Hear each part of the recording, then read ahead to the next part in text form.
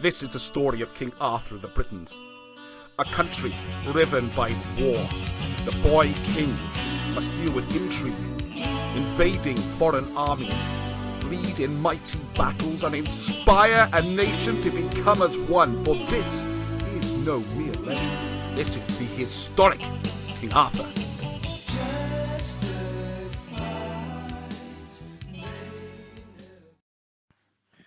Chapter 5, Hortwulf's Raid. The Saxons. The old warriors of the court of Merlin Emrys had been right. Things would never be the same up in their hill fortress once they began to teach youngsters. The first few days had been peaceful enough, with Arthur exploring every corner of the fortress, built high on the crags of the rocky hill. Then the other boys had arrived. Boys who had been chosen to be educated with Arthur, so that the teaching could be done properly. From that moment on, the drowsy silence which the old warriors had enjoyed in their slumbering castle was destroyed. Even the dogs and horses seemed to notice the total difference, and the air was split with youthful shouts, laughter, and squabbles. Arthur's companions were Caius, the son of Cyrus, Bedwyr, the son of Petronius, and Malgun, the son of Cadwallon Longhand. All three boys were descended from noble families of the royal clans. Malgun was the oldest, being 2 years older than Arthur and by far the biggest of the four. His family were renowned as great soldiers, and they hailed originally from the northern kingdoms of the British. His great-grandfather, the mighty Kenneth, had married a prince of Cornwallis, North Wales, who was named Gwawl. The princess either had no brothers or they were killed in fighting the Irish, no one quite remembered. Kenneth had come down from the north of Britain to Wales to claim his wife's lands, with 8 of his 9 sons. One of these sons was Einion Urth, who was the father of Cadwallon Longhand, therefore the grandfather of young Malgun, who was immensely proud of his descent. The other 2 boys were directly descended from branches of the royal clan in Wales. Their education at first was basic, and Merlin sat for many hours in the winter days teaching them to read and to write. There was none of the total emphasis on religious teaching, which would have been a major feature of their education in a monastery. The household chaplain conducted religious services at a nearby chapel on Sundays, and taught the boys for an hour or 2, but apart from that, his duties were confined to blessing the food at mealtimes. Merlin taught them to read and write in their own language, and to read and understand the Latin writings which were so popular with the church. On the wet, windy days of winter, when the storm winds whistled around the eaves of Merlin's hall, he taught them from the history of their nation. He told them of how 1,000 years before their people had journeyed from a far distant land in the country where the Roman city of Constantinople now stood. Their ancestors had been part of a mighty empire known as the Hittites, and they had lived in a city named Troy. Long wars with the nations of the Assyrians and the Greeks had finally compelled them to leave their own country. Their ancestor king was Aeneas, who had a son named Ascanius, who in turn had a son named Silvius Aeneas. This prince in turn had a son named Brutus, who led the people from Asia Minor to Britain. As the winter rain beat steadily down, the log fire flickered in the open hearth. Merlin sat wrapped in his long black embroidered cloak, wearing a cap made from the fur of a polecat, for he was losing his hair, and his head felt cold. Around him gathered his pupils, and they listened to him, spellbound, as he told them how King Brutus had led his 6,000 warriors to an island off Greece, and then to North Africa, where they had met Brutus's cousin Conan with his 300 men. They had sailed west and landed in France, where they had fought with the kings of that country. Then, finally, they had arrived in Britain. So young Arthur learned the detailed truth of his ancestors, as it had been remembered by the Druids and the bards. And they sat around a fire and listened to Merlin, and hugged their knees to their chins as he told them who they were. He told them of the 16 kings who ruled after Brutus, until the time when Julius Caesar had invaded Britain, and King Caswallon had flung him out. On some of the brighter days in winter, when the winds blew through the bare, leafless trees on the hills and slopes, they went riding, learning to guide their ponies with their knees, leaving their hands free to hold weapons. Merlin Emrys kept impressing upon them the need for mobility, the skill in moving long distances quickly, regardless of the weather or the nature of the country. Later, he said he would teach them the arts of warfare, and when they were older, they would study the ancient books which copied the methods of warfare of the Romans. The Romans were said by Merlin to be their kinsmen, and they had been the greatest masters of the art of warfare in the world. In the long winter nights, they learned to play draughts and later chess, and occasionally morrow. Tegid and Ieuan Erchil would let them win games to feed their confidence, and the hall resounded to youthful clamour. When the spring came and the winter had passed, Morrow taught them how to make a harness for a horse. For if leather straps broke when they were on a campaign, they would be at a great disadvantage. Then Lion began to teach them how to sharpen weapons, so that the edges of swords and knives were razor sharp, and would slice through a cold leg of beef as easily as a hot knife through butter. The whole emphasis of everything was that they were taught was military, and Tegid made them chop down old trees and split up the wood and haul it back to the hall. And when they complained that this was peasants' and servants' work, he explained to them that one day they would have to use axes to chop down men in battles. They would need strong bodies and good muscles. Sometimes they took small amounts of food, and Ieuan took them for long marches through the valleys, across the hills and up mountainsides. Although Ieuan was over 60, he would march on and on and on, for he told them that one of the secrets of warfare was endurance. It was not necessary to run faster than another man over short distances, but it was necessary to outlast him and to be able to keep going. On odd occasions, news arrived at the old castle, and Merlin Emrys would explain to them what it meant. They knew that there was a war planned against the Saxons, and they all wished they were old enough to go. Arthur heard of how his father Maurice was now the paramount king of the British, and of how his grandfather Theodoric had retired, and of the death of Prince Cludog, who is now a saint. Down in the Saxon settlements and villages along the southern coast, there was a winter of unease and dread.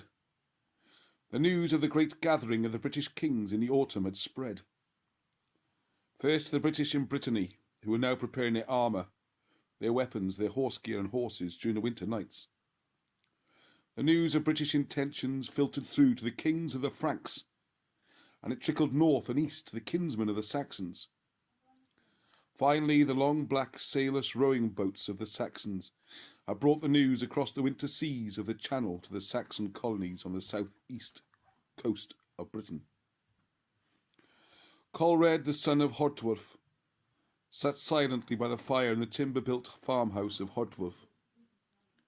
He had watched as the tired and mud-spattered messengers had arrived at the house and had been given dry clothing and water to wash them. His father had sent some of his brothers to fetch the head man of the tribe, or the head men of the tribe, and his mother had arranged food and drink for the messengers. Hortwulf's house was the largest in the village, and as he was head man in it, was the natural place of meetings. The senior men of the community arrived in ones and twos, and they wiped the mud from their feet on the wooden step at the door before entering Hortwulf's spotlessly clean house. The women cleared away the food from the long table where the messengers had finished eating, and wiped the table clean with cloths. Hortwulf and the elders of the tribe took their places at the table with the messengers, and other senior men crowded around. "You have rested and eaten. Now we are ready to hear a message," said Hortwulf. The elder of the two messengers, a man with an iron-grey beard and a brick-red face, nodded and cleared his throat. "We thank you for your hospitality. We are sent by King Ela to summon you, to send representatives to a Witan, which is to be held. There must be something mistake, my friend, said Iknar, the brother of Hortwulf. King Ela is not king of that part of the Saxon nation to which we belong. We cannot attend a Witan council of another nation. There is no mistake, my friend, replied the messenger. People from our tribes have established themselves in a scattered way, all along the coastlands for 100 miles. Everyone is so mixed up that we cannot keep to the same order which we had in our home nations across the water in Germany. And if we are to survive, then we must organize ourselves as a nation. One thing, Mr. Daddy. One thing, Daddy. There was no Germany in those days. Quite right. I like some of the language in modernized, it makes sense. The less pedantic listeners, okay? And if Hortwulf smiled and looked round at the assembled village elders. We are surviving very well so far. Kings and great councils of Witan and government organizations mean only one thing: taxes. There was a murmur of assent around the table. People obeyed the traditional law codes of their nation and were perfectly happy running their own affairs without interference. The king has no wish to impose his will on anyone, replied the messenger. But there is grave danger to every Saxon settlement in Britain, particularly along the south coast, and the Witan has to be called together to decide what to do. Otto snorted and thumped the table with his fist. We have faced danger ever since we landed upon this island. We don't bother the British locally, and they don't bother us. Only the Prince Lladaug, the killer, is strong enough to attack us in this area, and there are too many settlements for him to drive us out. There were murmurs of agreement to this speech of Otto's, and the messenger sat back and gave a short laugh. If it were only Lladaug, there would be no need to call a Witan together. Word has come to us that the British kings have held a meeting, and they plan to attack us in the spring. At least that is what we are told. Lladaug will be like a playful puppy compared to a pack of wolves if they come against us. There was silence in the room as the men of Hortwulf's village digested this terrible news. Young Coilred stared at the messenger wide-eyed. He had heard stories all his life of the dreaded Lladaug, and it seemed incredible that there could be anyone so terrible as to make him seem like a playful puppy. He had heard talk of the great kings of the British, but no one thought of them as more than distant demon figures. Why would they attack us? We have done nothing to harm them. Hortwulf was clearly shaken by this unwelcome news. There is no reason for them to come and attack us. It just does not make any sense. Too many of our people from the various nations and tribes have moved into this island, and even now more are coming. We seem to have greater numbers of children than the British, and so we multiply, explained the messenger patiently. And so our people are pushing further inland, as we need more space, and we are already close to the borders of the stronger British nations. They intend to attack us because they fear us. You must send representatives to the Witan along with all the other villages. There was a silence, as it was now obvious to everyone in the room that King Ela was right. If the news is true, then they were all in terrible danger. Is there anyone who is opposed to us sending representatives to the Witan? Asked Hortwulf, looking around at the circle of assembled senior men of the village. No one answered. Right then, we agreed to attend the council. This meeting is now ended. The meeting broke up immediately, and many of the men left to spread the news through the whole colony. Hortwulf stayed talking with Otto and Iknar, and the younger of the two messengers. The older messengers came over to the fire to warm his hands. He smiled at Coilred and spoke. What's your name, then? Coilred looked at the messenger carefully. I am Coilred, the son of Hortwulf. This is my father's house. He smiled at the man. And a very fine house it is, too, replied the messenger, rubbing his hands together before the fire. Is there going to be a war? Asked Coilred. I'm afraid so, the messenger said sadly. Why don't we send someone to go and talk to the British king?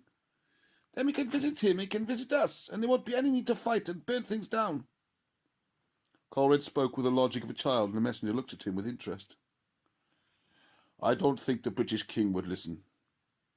You see, a long time ago, people of our nation were invited to have a great council by the British king.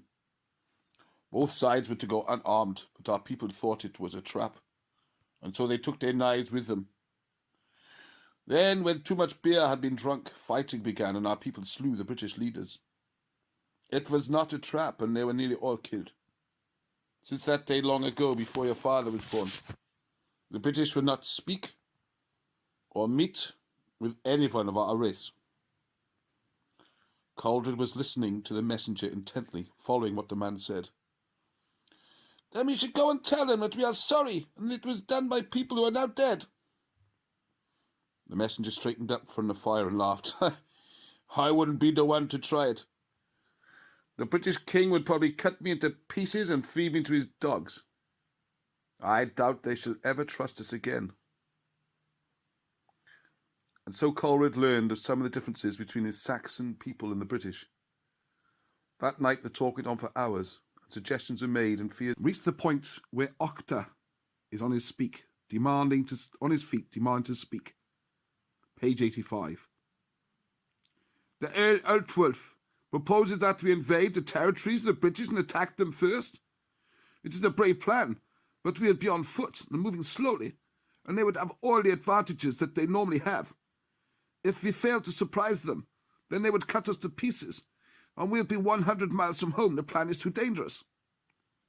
A number of those present voiced their agreement with Octa, but Hortwulf was only interested that at least half the Witan was silent, and therefore not in agreement with Octa. So he rose to make his point again.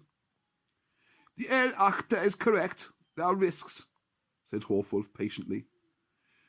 But the alternative is to wait where we are and be slaughtered like sheep in any case. The British will not expect an attack, and they certainly will not expect an attack in the last weeks of winter. We can create havoc and so destroy their homes, and they'll be too busy rebuilding to start a war with us. When Hortwulf sat down, there was a general silence again, and he knew that the majority of the Witan were in agreement with him. There was a loud tapping as a very old man beat on the floor of the hall with a long staff he carried. It was Elistan, a man so old that even his grandchildren were said to be grandparents and dead. His face was a mass of wrinkles, and his body was crooked, and he needed the staff to hold himself up. The old man was revered as being very wise and of great experience. When he spoke, his voice was high-pitched and weak, and everyone was silent, strained to hear what the old man had to say. Over 50 years ago, I was part of a great army which raided through Britain. We took them by surprise. We burned and destroyed their villages, homes, and farms. But we failed to defeat them. And for 10 years there was war, and they drove us back almost to the beaches. If you attack the British, remember that you will be starting a war which will not be finished next spring. It will go on and on and on. I will not vote in this matter, as I am too old to stand and fight. My advice is that you go on a great raid, but you must concentrate on taking the horses and ponies of your enemies, so that, in the war which is inevitable, you are as well equipped as they are. Your only objective must be the capture of their horses and getting them back here to our lands. If you stay to fight or destroy, then you may find yourselves in a trap. The debate had been shortened to the point, and there was an obvious majority in favour of Hortwulf's expedition to seize horses and to neutralise the immediate threat. Wars were always fought in the spring, summer and autumn, The idea of a late winter raid was so unusual that it had an excellent chance of success. As no one else made any attempt to speak, King Aella called upon the Witan to vote on the matter. Yes, if they supported the expedition against the British king, and no if they did not. One by one, the representatives called out their votes and the steward counted them. When it was all over, Hortwulf was surprised to find that over 50 delegates supported his proposal, and only 22 were against it. King Aella concluded the business of the Witan. There's much to be done to organize this campaign. I will tell the other kings, for the British will make no distinction between us, and will attack every Saxon, Jute, Angle, and other settlements indiscriminately. I believe we will have their support. This is not a matter for young boys and old men, and the law calling for all those between 14 years and 65 years to carry arms will not apply. We must select strong, fit, mature men, full-grown and in their prime, to carry out this task. May the gods assist us in this venture. The meeting broke up, and that night the members of the Witan dined with King Aella in his hall. It gave them a chance to meet each other and to exchange views. There was a certain air of excitement now that the decision had been taken, and the dread and apprehension which they had all felt since hearing of the impending British attack was lifted. They were now going to do something positive, and they would be too busy to have time to worry or brood. The servants threw logs onto the fire in the hearth, and they sat around at the long tables, drinking beer and eating the roasted meat and bread. The candles flickered on the king's table, and a fire lit up the hall, throwing strange dancing shadows on the walls, lighting up the timber hall in fantastic hues of brown and gold and red and yellow. The king's musicians sang and played on their instruments, and the hall was filled with noise and laughter. Outside, the world was bathed in silver as a great clear full moon shone down from a sky crowded with bright stars, and the whole land was stilled under a cloak of frosted snow. Away in the distant forest, wolves howled, and night breezes stirred through the trees. This was a day that none of them would ever forget, for they were no longer scattered immigrant communities, but a people who were beginning to unite against the British. Page 86. The very same moon which shone down upon the hall of King Aella also lit up the lands around the farmhouse mansion of King Theodoric. The mountains stood out stark and clear in the moonlight, casting huge shadows across the valleys. Much had changed in the mind of Theodoric over the past few months, since he had handed over the leadership and government of the nation to his son, King Maurice. For the first time in his life, he had time to sit and think on other issues, and it had come to him very suddenly that he was old, and that one day he must prepare to die and meet his Maker. He had no illusions about the bishops and abbots, several of whom were saintly and good men, while others were greedy and fanatical. But Theodoric, like all his race, firmly believed in God and heaven. Just as he had worked out political and military strategies all his life, so he now planned to arrange his entry into heaven. It was not uncommon for kings to retire to a life of religious contemplation when they grew old, and so by entering into a holy life, they could be assured of a place among the saints. It is commonly and firmly believed that by retiring to live a quiet life on a small farm, and by wearing plain clothes and eating a simple diet, kings and queens could lead a holy life. Like monks, they would say their prayers several times a day and give alms to the poor. By this demonstration of an abandoning of wealth, fine clothes, and the luxury of the court, they achieved merit and became saints in the eyes of the people in the church. For months, Theodoric had been arranging the transfer of his estates to his son King Maurice, with a few land holdings given to Brychan, his grandson, by Marcia, his daughter. The old Queen Dwyanydd had already retired to a quiet farm with a few servants and ladies of her household. Tomorrow, Theodoric would retire to a farm which he owned in the beautiful Wye Valley. It was a place where he had spent a great deal of time in the past few years, and he had grown fond of sitting on certain rocks and watching the marvellous beauty of the River Wye as it wound through the long, steep-sided valley, with the dense woods clustered on the hills and the meadows running along the valley bottom and the riverside. The trees were oak and ash, beech and chestnut, and a dozen others, showing a lovely mixture of shades and brown and green. The river was full of salmon and trout, and old men and boys fished in its smooth waters. The old king had chosen this as the place where he would end his days.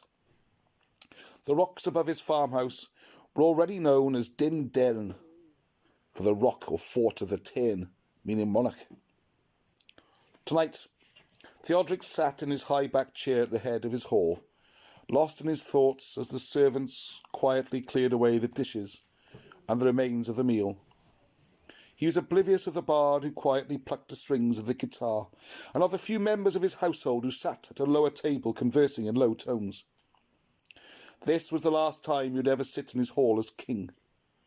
There'd be no more banquets and feasting, no more conferences or sitting in judgment, and no more riding out to war in armour to the sound of trumpets and the beat of drums.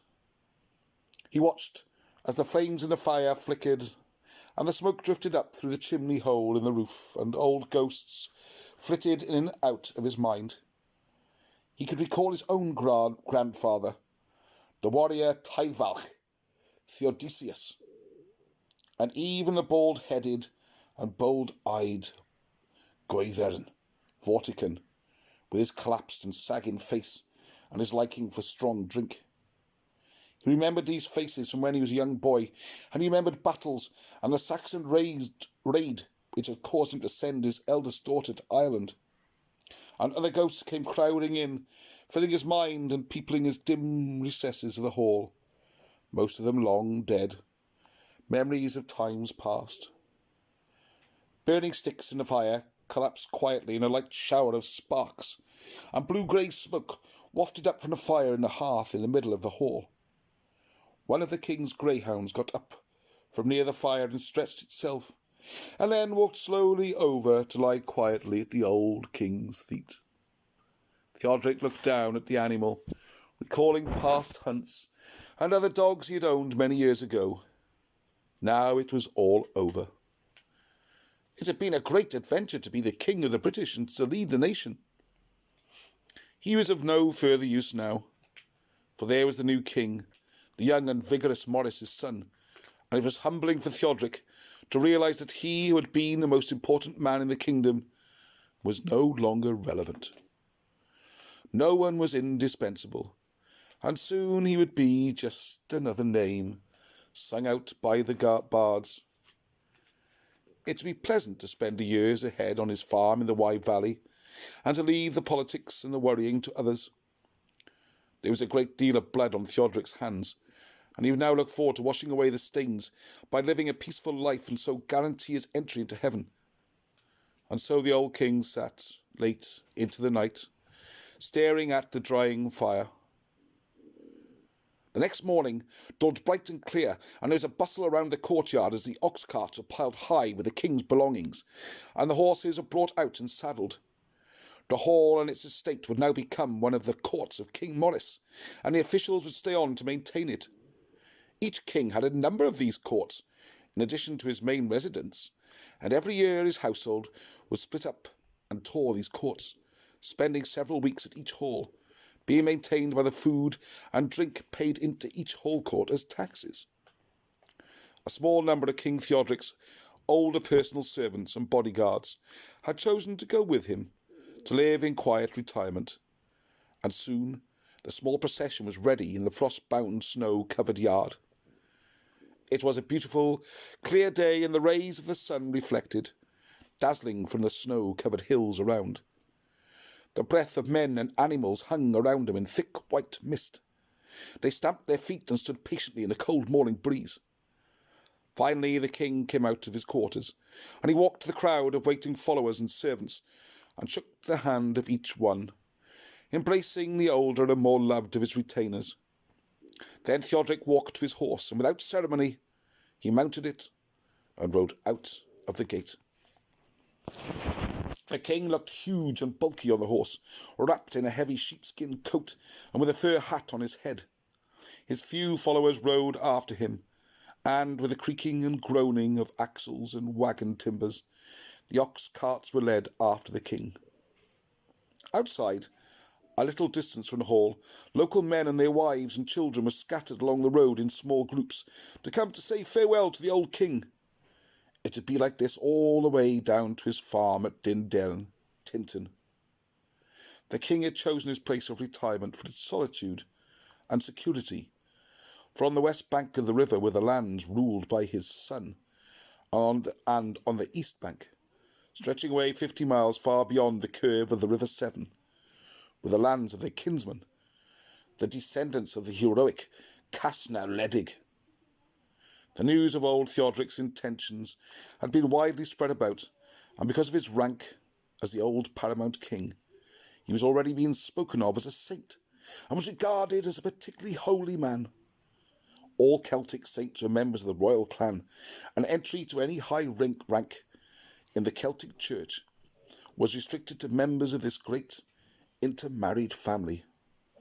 The lower orders of people were not recognised as having souls, and being able to become members of the Christian religious cult until around the year 200 AD. And even now, ordinary people were not allowed entry beyond the porch of the churches. They were allowed to gather at the stone crosses which were erected in the churchyards. The kingdom of southern Britain was now ruled by King Maurice from his fortress at Cardiff, and his father soon settled into a quiet and obscure existence on the borders of the kingdom. Theodoric settled down to watch the passing of the seasons, and he waited for the upcoming spring. 87. There had been feverish activity through the winter months in the Saxon farms and villages. Weapons had been made and sharpened, and round wooden shields prepared. Leather and armour was in short supply, but every man was provided with a stout 6-foot spear, which the Saxons favoured.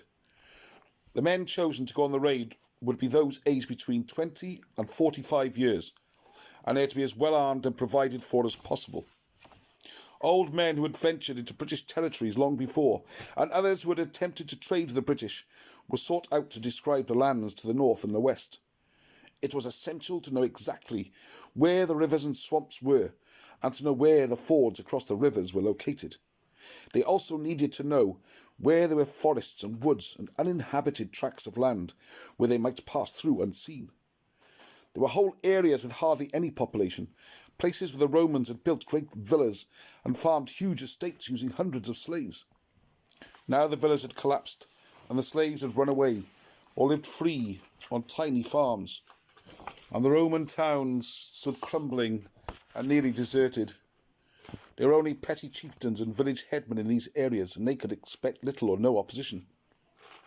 Then, after long months of winter rain and wind and fog, the Saxon host gathered together on a cold, damp morning in the middle of March. The assembly place was a quiet valley fringed with woods 10 miles north of Hortwulf's village, close to the uncertain borderland of the British. Very few of the assembling army had horses of any sort, and each man carried a full sack of food and provisions in addition to his arms.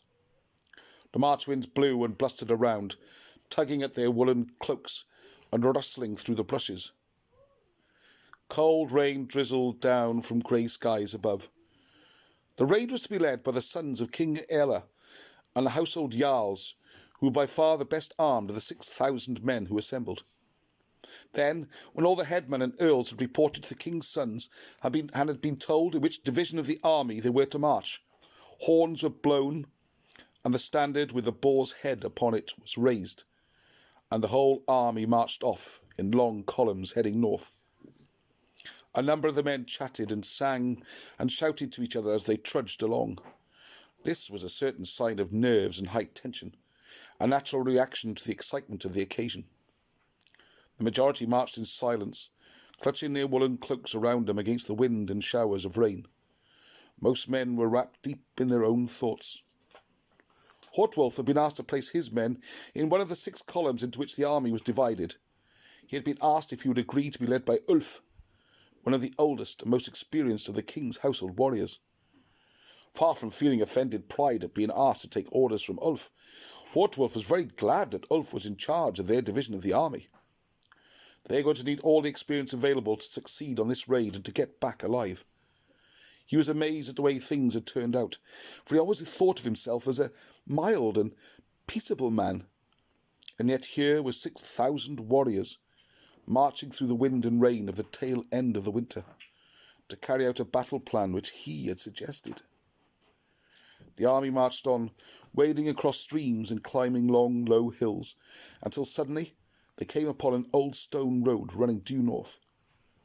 This was just as the old men who had fought with the British long ago had said it would be, a road built by ancient Romans. Grass and weeds grew between the close-packed stones, which were damp and slippery to the smooth leather sandals of the Saxons. The road meant walking along dry ground, however, and the fact that they had located it exactly where they had been told it would be gave them all renewed confidence. They passed by a growing number of isolated farms and a growing number of clusters of village huts. Most of the farmers and peasants were taken totally by surprise and were too late to turn and run away. They were even more surprised when the Saxon columns marched on without halting, totally ignoring them and their cattle and dwellings. Not only was there no time to pillage and steal cattle, there was also no point in causing greater alarm than necessary. Burning buildings would send up smoke signals which would be seen for miles ahead, and their whole enterprise depended upon speed and secrecy.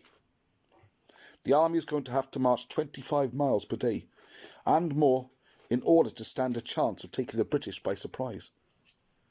The word was soon spread across the countryside, from village to village, and it might yet reach the ears of the British High King before they could spring their surprise attack. As the early March evening closed in, they took shelter in a nearby forest, huddling together near the trunks of the leafless trees and eating their cold meat and bread. These were hardy men, living in a hard age, accustomed to wind, rain and discomfort. Most of them were too tired to worry about the rain, and they slept easily on the hard, damp ground. At dawn of the following morning, the army was called together, and the march began again, turning now slightly towards the northwest. The rain had stopped, and they marched on, their woolen clothes clinging warm and moist to their bodies. Up at the head of the column, the small number of horsemen with the army spread out and rode ahead to act as scouts to avoid any surprise attack. All day long they marched. The British town of Gloucester had long since passed by, and they're heading up to bypass Bath and Gloucester. Once they were into these more thickly populated British areas, news of their advance would certainly be on its way to the British kings. The second day passed in exactly the same manner as the first, with the Saxons keeping well to the east of the old Roman towns, now held as British strongholds. The third day dawned, and again the march commenced at dawn. By now they were well into British territory, and the majority of the farmers and peasants clearly did not realise that they were Saxon as they trudged by, harming no one and doing no damage. The Saxons could not believe their luck as they moved steadily on, still bearing slightly northwest. There was a general feeling now that they were going to succeed, and a surge of enthusiasm ran through the long columns. Late in the afternoon, 2 young boys were driving in their father's milk cattle for the evening milking, when they saw the long line of men marching steadily across the slopes of the hill above them. Both boys stood and stared at the long lines of spear-carrying men. They had spent many hours on many of the long, cold winter nights listening to their grandfather, as he had told them about battles with the Saxons. The old man had told them over and over again how the Saxons looked, and how they had few horses and carried short, 6-foot spears instead of the 12-foot British lance. He had told them of how the Saxons made round wooden shields instead of the heavy leather shields of the British, or metal shields backed with leather, and how they lacked helmets and body armour. Silently the boys stared at the long columns of men passing quietly along the hill. They were amazed, for these were certainly Saxons. Not a few of them, not even hundreds, but thousands.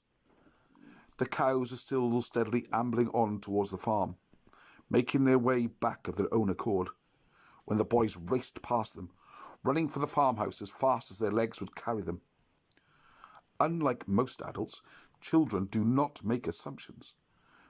They see things as they really are, and not as they think they ought to be.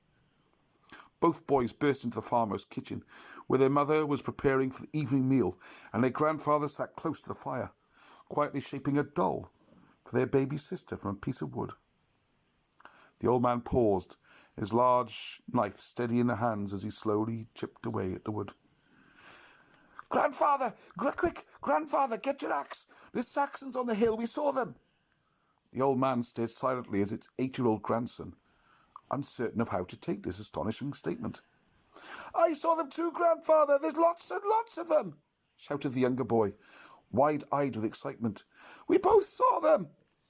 They're just like you said you are, all marching with no helmets and round wooden shields, and there are hundreds of them. Come and see them quickly." Alarm bells rang in the old man's mind. The boys were taught never to play tricks of this sort, and they were clearly wild with excitement over something. He put down the child's doll which he was making and stood up and walked across to the door, the boys racing out ahead of him and their mother following behind. The old man stood in the wind in the farmyard, his grey hair blowing out in the stiff breeze, and he shaded his eyes with his hand to stare in the direction in which the boys were pointing. He felt his pulse quicken, and his heart began to beat faster as he made out the distant figures of the mass of men. Oh, there was no mistake about it. A large Saxon army was marching steadily northwest. The old man looked around amazed. There were no burning farms or pillars of smoke in the distance. The Saxons must have clearly seen the farmhouse and the cattle, and yet they had marched on, totally ignoring them. "Quick, go and tell your father from the upper field," he ordered the two boys, and they raced away immediately. And then he turned to his daughter-in-law. "Go quickly to your neighbours and raise the alarm." The woman clutched her skirts and ran quickly out of the farmyard and across the fields and up the hill. And the old man turned and whistled, and a pony in the field alongside the farm trotted up in response to his call. With an agility born of a lifetime's practice, he took hold of the pony's mane and swung easily onto its back. Then he trotted the animal down the slope and moved parallel with the disappearing Saxon army. The old man knew that it was vital to the British leaders that they should know as accurately as possible the number of Saxons in the invading army. He had been a soldier far too long to lose this valuable opportunity to gain this information.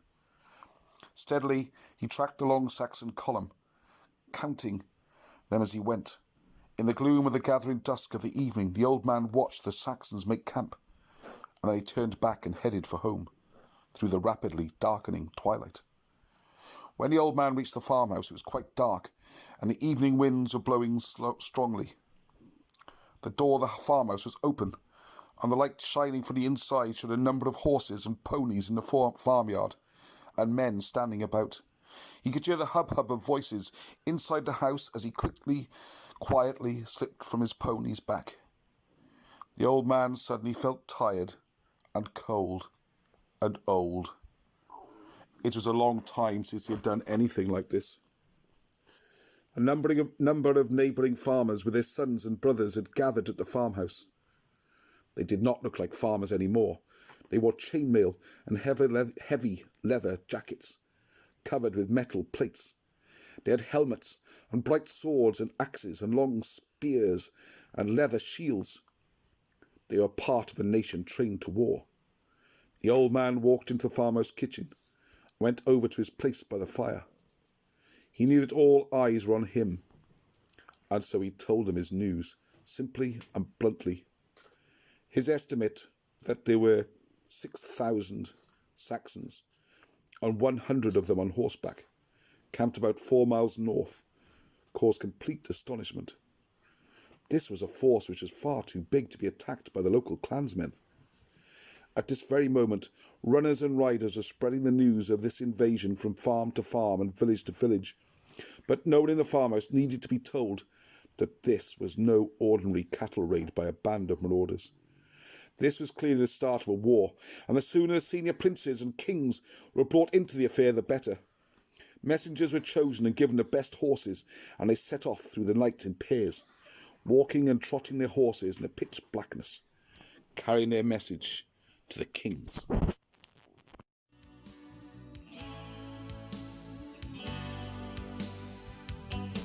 Thank you for watching the video. I hope you enjoyed that. There's lots more audio books coming, and we also have a live stream at 8 o'clock every Sunday where we talk about all sorts of related issues and lots of good comments from the audience. And we work closely with Wilson and Blackett, helping to reprint their old books that can't get anymore. And there's new books coming out and new interviews.